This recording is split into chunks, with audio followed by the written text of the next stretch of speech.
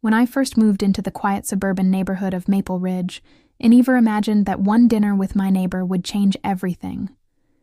I believed about the people around me I'd chosen this place for its peaceful vibe and safe environment. As a single woman in her early 30s, I was looking for a fresh start after a tough breakup and a stressful job back in the city.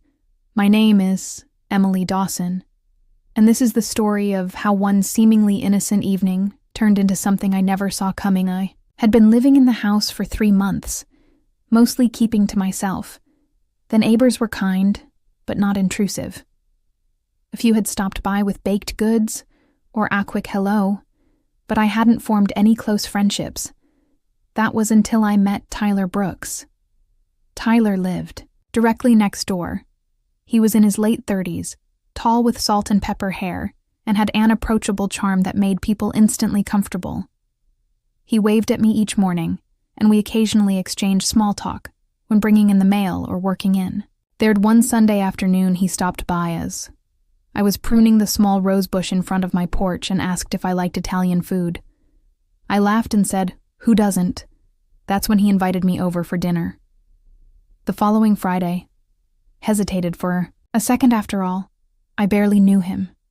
But something in his kind demeanor and warm smile reassured. He wasn't pushy or overly forward, just friendly. I agreed. Friday arrived, and I dressed casually, but nicely, trying not to overthink it. It wasn't a date, just dinner. I carried a bottle of red wine with me, figuring it would be a polite contribution. Tyler greeted me at the door wearing an apron over a plain shirt and jeans, and the smell of garlic and herbs wafted from the kitchen. I was impressed he had set. The table neatly soft jazz played in the background, and the atmosphere was cozy and inviting.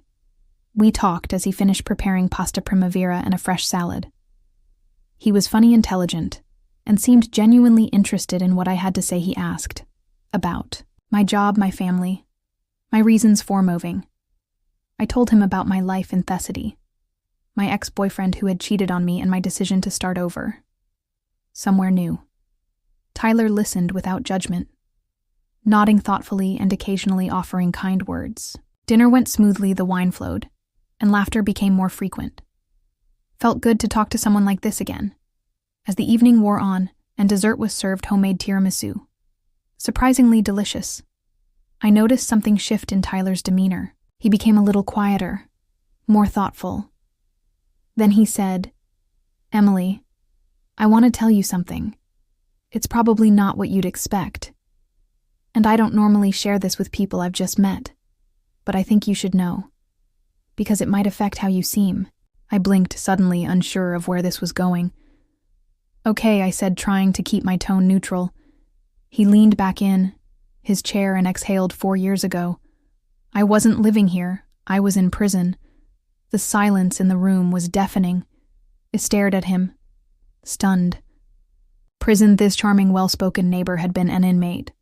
He noticed the expression on my face and quickly added, "Please let me explain before you jump to conclusions." I nodded slowly, unsure of what to think. "I was a financial advisor," he began. "Successful, respected. But I got caught up in something I never should have touched. A friend, someone I trusted, roped me into a deal that turned out to be fraudulent. At first, I didn't know the full extent of it. When I realized what was happening, I was already too deep. I made the wrong choice. I didn't report it. I stayed quiet." He paused, looking down at his hands. "I was arrested for fraud and obstructions.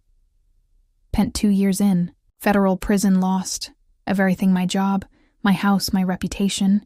But I used the time to reflect, to take responsibility. When I got out, I vowed to start over.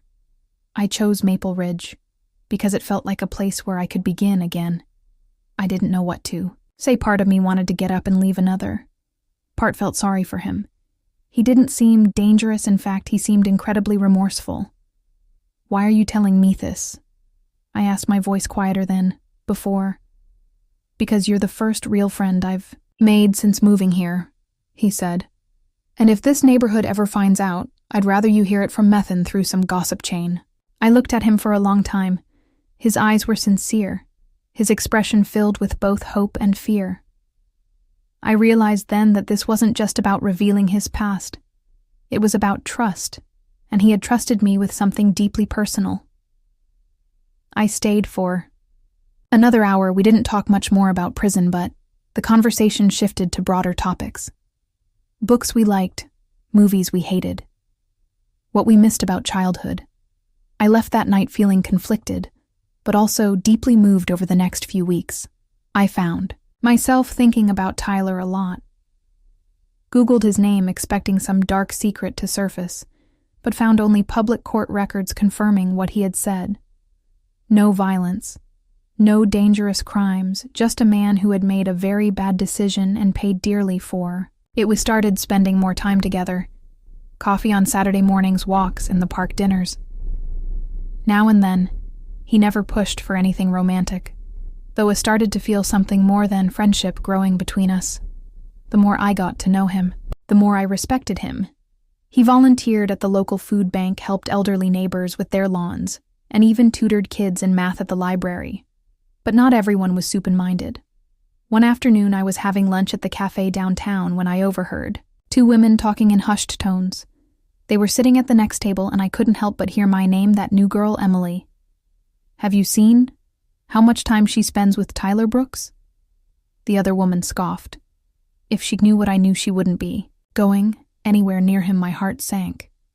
It was happening. The gossip Tyler feared had started when I told him about it. He looked defeated. "It was bound to come out eventually," he said. "I just hoped people would see who I am now." I wanted to fight for him, to defend his name. So I did something I never imagined I'd do. I organized a neighborhood potluck at my house. I invited everyone on the block and asked Tyler to help me host. First, people were hesitant, but once they saw how genuine Tyler was, how helpful and kind he acted, the ice began to thaw. He manned the grill, chatted with the kids, and even helped Mrs. Patterson carry her folding chairs back to her car. By the end of the night, neighbors who once avoided him were shaking his hand and thanking him for a lovely evening. Later, when the guests had left and we were cleaning up, Tyler looked at me and said, "You didn't have to do all this." "I wanted to," I replied. "You deserve a chance." That night he kissed me for the first time. It was gentle, sincere, and full of the emotion he had been holding back for so long. Months passed, and Tyler became a respected part of the community. Slowly, the whispers faded. People saw who he was, not who he had been. One summer evening, as we sat on my porch watching the fireflies, he took my hand and said, "You know, Emily, that dinner changed everything for me." I thought revealing the truth would ruin any chance I had at friendship or love. But instead it brought me the most important person in my life. I squeezed his hand and smiled. It shook me too. I